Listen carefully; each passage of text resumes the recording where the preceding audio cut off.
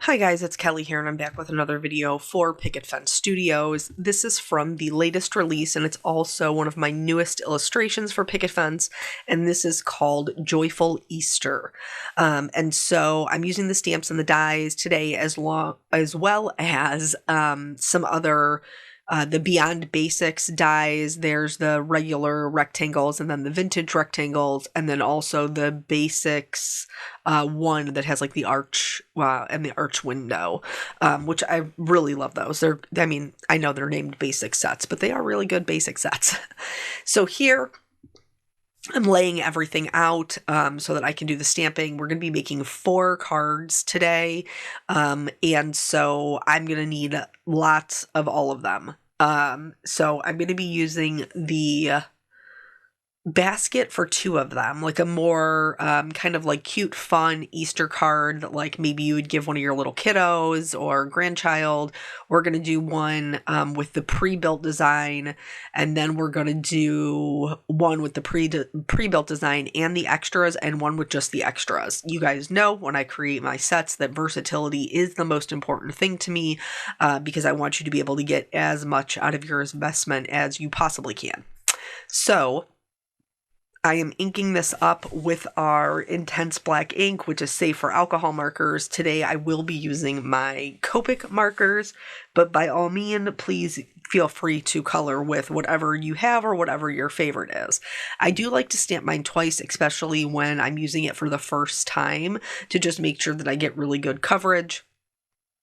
And a stamp positioner lets me do that pretty easily.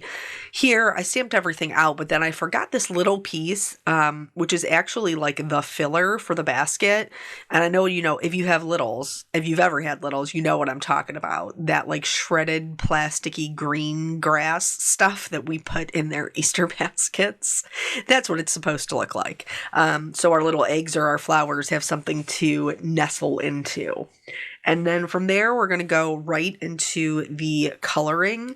I chose brown for my basket, even though, like, I remember being a child, and maybe it was like the 80s or maybe the 90s, whichever, but maybe it was a decade thing where like my Easter baskets weren't ever brown. They were like hot pink or blue or green or yellow.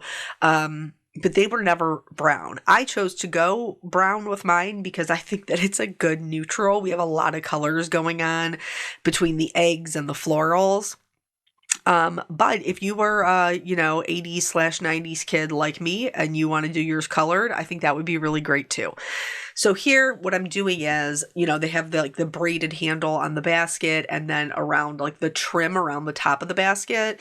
So I'm just going in, and it doesn't matter which side you do, whichever side makes your heart happy, but you want to make sure that you follow that same side, like adding the shadows to that same side, all around the handle and the trim. Like you don't want to switch sides, because then it won't make any sense. So that way you'll always have your highlight and your shadow on the same side for each section. And I probably could have got away with doing 3 colors for this, at least for the handle portion, but I wanted the braid and the handle to be very like the same. So I left just a smidge. You could see there's not much white that's left once I get out to my 3rd color on the handle.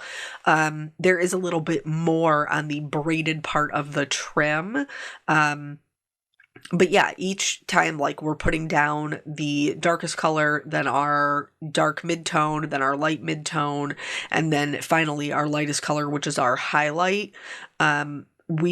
Each time we're kind of overlapping the colors and then stretching out the new color just a little bit past the old one, and it's going to help us get really good dimension. So here, now our basket is woven, right? This is guys, I'm being truthful. I'm being transparent with you. This is my stamp set. I drew this, and you're going to see here in just a minute or so that even I made a mistake on adding the shadows. So really, don't beat yourself up. Just take your time. So here, anything that is set down in the back is going to be the darkest. So that's what you see me kind of going in and just outlining the whole thing. That's like the lowest level of basket. Then we have the areas that are like tucked under. And so we want to add shadows to the areas that are tucked under. Then we also want to add shadow. See there, I did it right there. I was just following along with what I thought should be a line, and it was not, because that part is woven on top. So I just grabbed my colorless blender. I tried to, get rid of as much color as possible. Now I know I'm going to be going over that area with the same color family, so I'm not concerned about getting all of it out. But yeah, don't give yourself grace. Don't be so hard on yourself, because everybody makes mistakes, including those of us who literally do this for a living. So then once you have the base kind of mapped out with all of your shadows, then it is much easier to go in with the consecutive colors, because now you have a map that you can follow.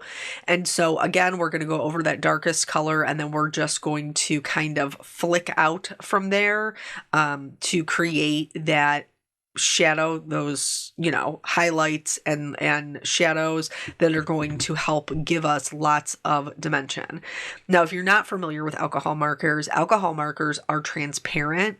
So sometimes when you lay a lighter color over a darker color, it can kind of pick up the darker color and make it lighter.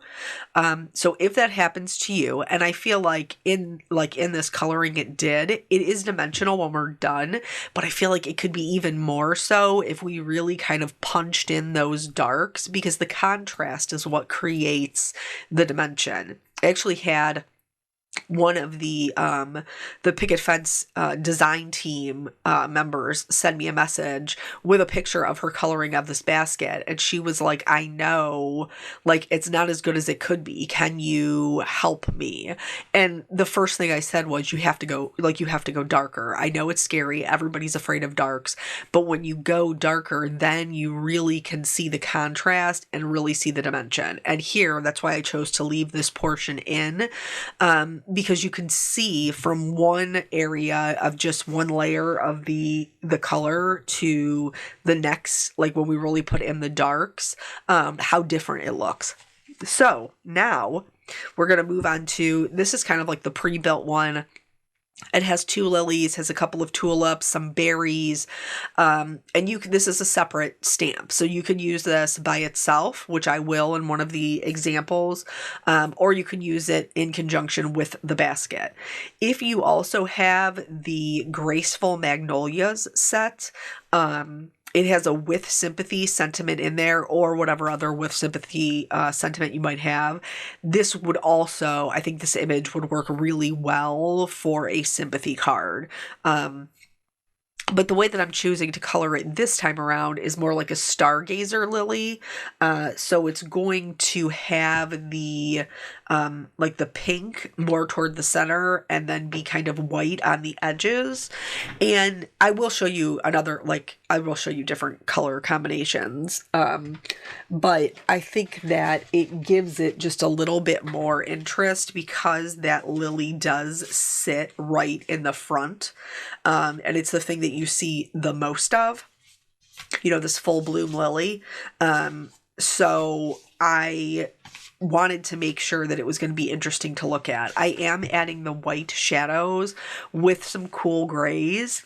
I have some regrets about this, I think. I think I was a little bit too heavy-handed with the grays. I think at the end of the day, you cannot really tell in the overall card. But I do think that I was a little bit heavy-handed, and if I wanted to fix this, I would go back in with a colorless blender and just kind of go over those edges a little bit.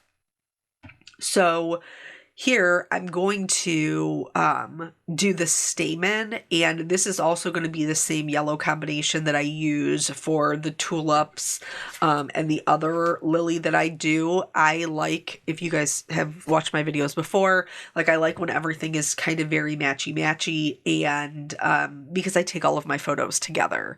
So that makes my heart happy. That is why I choose to continue the same color theme throughout all of my cards. The one with the Easter basket, I think does continue the same like color theme, but that is the one I think maybe I would be the most liberal with because, Easter eggs can come in any color. So here I'm going in with the darkest pink, and I'm just doing some stippling or just a series of small dots. And I'm doing that kind of toward the center of the flower and then along the center to maybe like the midline, because those lilies do, sometimes have those little dots. I'll do some orange ones a little bit later on the same way. So yeah, so as I'm talking to you guys, I'm sure you probably have noticed that I don't exactly sound like myself. And it is because I am sick. I think my little jelly bean got me. And here's the thing, like, I think most of us recognize that, like cold and flu season definitely comes. And maybe if you live by yourself or if you don't have littles, you can maybe get a season where you get out unscathed.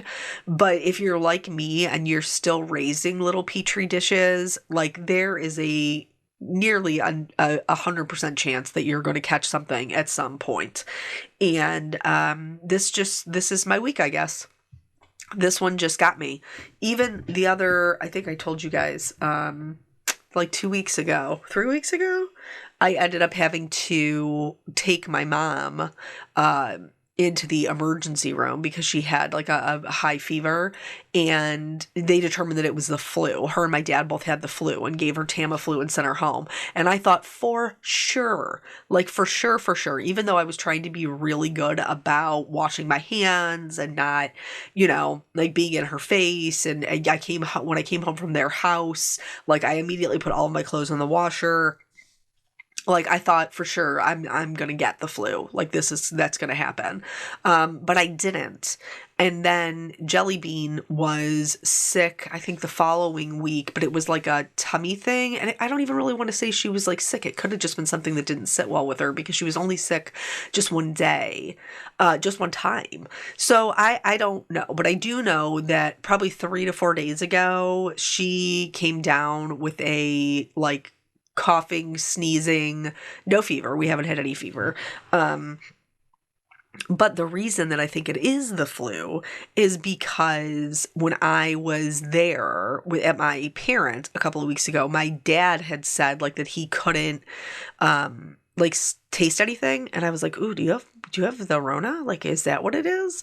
But it wasn't. It was the flu. I mean, and realistically, like, I know we sometimes forget about life pre-pandemic, but there were plenty of people who used to get colds pre-pandemic where you couldn't taste anything or smell anything because, being super congested does mess with your olfactory senses. So I noticed this morning, last night I started with the runny nose, and you guys know I have terrible allergies, so I could not be sure. And then my poor husband, God love him, apparently my snoring ran him out of the bedroom last night pretty early on because I was super congested. So God love him. He didn't even try to wake me up. He just went to the couch, which I greatly appreciate. Also, it hopefully will save him from getting sick, because then this morning when I got up, I had like the body aches, the sore throat, the congestion still, a pretty good headache. And I noticed when I tried my drink. So like I'm trying to be better about drinking more water now that I am taking that thyroid medication. It recommends that you drink it with like a full 8 ounces. Let's go back to the card real quick. So here, I am legitimately just kind of like scribbling the darkest color through the middle and then extending that out with the midtone and then filling in whatever's left with the lightest. This one is not, don't overcomplicate coloring these grasses. First of all, you're not going to ever see it in its entirety because you're going to have things, whether it's flowers or eggs, sitting on top of it. And also it's grass. Like don't overcomplicate it. It does not have to be perfect. It's going to end up looking fine, I promise. Oh, the bunny. This is like my first attempt ever at drawing anything that was not like nature or a container. I don't know how I feel about it. I think he's pretty cute, but I did not have enough confidence to try to draw the rest of him. So basically, this is just like him, like just peeking out of his little Easter basket. That was the goal there. So I'm sorry you did not get a full bunny. I would highly recommend heading over and checking out Yuzu's new set, which also has bunnies in it, and they're way more adorable, full sized. So yeah, there's that. And then here, I'm going to do like the tulip and the lilies. Well, the coloring will be the same. We're just switching up the color families. And so I wanted you to see those color combinations. But the coloring, you know, the adding of the shading is always the same when it's a solid color like that. What were we talking about? We were talking about my adorable little petri dish, I think. Oh, not being able to taste anything. So anyway, like I think like pre-pandemic, we all forgot that, you know, we also could not smell or taste back then when we were like super sick and congested. So this morning when I was drinking my, that is where we left off. It's blueberry lemonade. Nathan, my oldest, has gotten into like the Mios, like the water flavor enhancers, and everybody has been doing better about trying to drink water. You remember my story about the liquid IV, I hope, if you watched it on my channel. But so we've been doing the Mios and you know, just trying out the different flavors and stuff. So this one came yesterday, the blueberry lemonade, and so this morning I was like, okay, well, I'll try this. And then I was like, you know, it doesn't really taste any different. And then like I drink hot tea in the morning, and since my throat hurt this morning, that was like something I was definitely looking forward to. And then I moved on to, when it was Jelly Beans lunchtime. I made myself peanut butter toast because I had already taken my meds and everything. And when I took a bite of the peanut butter toast, I was like, I know what the texture is, but also this does not taste like peanut butter. And I was like, yeah, I'm definitely, because before that I was on the fence about whether or not my snoring that ran my husband off in the middle of the night was maybe why I had the sore throat and the headache. But no, turns out that I am probably genuinely sick. So for this one, for the orange one, the little spots, if you want it to be more subtle, you could use the E57. That's what I used to begin with. But then I switched over to the E59 because I like that one better. So now everything is done and colored, and we're going to use the coordinating dies to cut them out. I don't know how long it goes for. I'll have to ask Nicole. She's the owner of Picket Fence, but when they first release them, like we are right now, they offer a 10% discount bundle if you buy the stamps and dies together. So if you're like, I love this set, it's super versatile, I know I'm going to use it a bunch. And Easter's late this year, so we're giving you like plenty of time to be able to make your cards. You can pick it up with that 10% off if you already know that you're going to buy both of them. But that is a limited amount of time. I don't know what the amount of time is. If I can find out from Nicole, I'll leave it in the description below. So here I've kind of laid everything out how I intend to use them. And then I've pulled a couple of different colored card stocks. Some of them are going to be more like backgrounds, like this blue one. The majority of the card will be white, but the backdrop will be blue. And then the other one, like the pink one, I had intended on using the stripe, but I actually didn't love how busy it made the card look, just with everything else I had going on. So I ended up just using the frame that it left behind. And then the same thing with the white one. The window and the arch come from that Basic Dies 1 set. And I feel like that's just such a classic one. That I use that one a lot. I use that arch a lot. So here, this is the simplest way that you can use this, which is the basket and the flowers that are pre-built together. And it's, you know, if you like coloring, it's fun to color, and then, you know, you just put those two things together and you have a full card for lots of different occasions. So this one, I am going to add a little bit of a shadow underneath it, just with those cool grays, just to help it look like it's not floating in midair. because we want our images to be grounded. It just makes more sense if they're not floating around. And then all of the sentiments for this one, I just stamped in that same intense black ink from Picket Fence and then die cut them because I already had so much white. These are definitely more of a clean and simple, clean and layered kind of look. I didn't really feel the need to kind of like muck it up with a bunch of other colors. Each card has a color that supports its focal point. Instead of doing the sentiment in a different color, I felt like the white just kept everything super clean and the focus on the actual focal point. So here for this one, I am using that pink frame and then a white frame. The nice thing about the basics, what is it? Basic A2 rectangles and cover plates is there's different sizes within like 1/8 of an inch of each other. So you can decide how much of a layer you want, which I very much enjoy. So here I've added some foam tape on the back of my basket. I know I'm going to pop it up, but I wanted to add a little bit more interest to my eggs. Now you could definitely do like a stenciled look and then stamp your eggs over them or pattern paper, however you would like to do it. I wanted, again, mine to be matchy-matchy, so I'm just using the same colors to just draw on very simple patterns. Polka dots, horizontal stripes, vertical stripes, wavy lines, just to add a little bit of something to them to make them more interesting. And here, this card probably could have been put together easier than the way that I did it. But I was just doing it. You know what I mean? So I wanted there to be grasses in front and behind.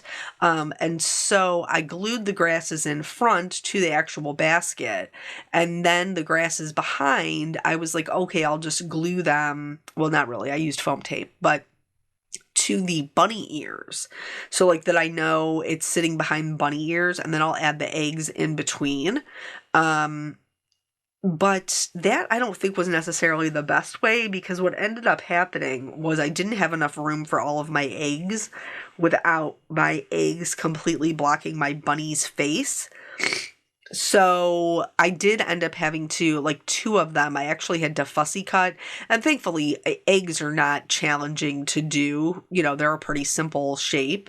But I didn't have a choice because I would have covered up my bunny's whole face. So maybe just do a better job laying it out than I did before you put the whole thing together. Or, before you glue it to the card, maybe glue everything as you go. I thought I would have more than enough room. You can see I have that huge gap in between, but it just was not with the extra white outline. So here I have some that are like kind of gathered, like as the bunny popped out of the basket, maybe he sent some tumbling kind of below. And then I'm also going to do the same thing to ground this basket. I'm going to add those little bit of grays, as well as some shadows underneath the eggs. These eggs I did have to pop up on foam as well, because remember our basket is popped up on foam. So if it was sitting on top of the basket itself, I just added liquid glue, and then the part that was hanging over to the white, I added the foam adhesive. Here, I've already put a piece of foam adhesive in between the grass and the bunny, and this is where I have figured out, logistically, it's just not gonna work. It just is not. So I have to trim it. And then when I put it in there, you'll still be able to see our little bunny's face.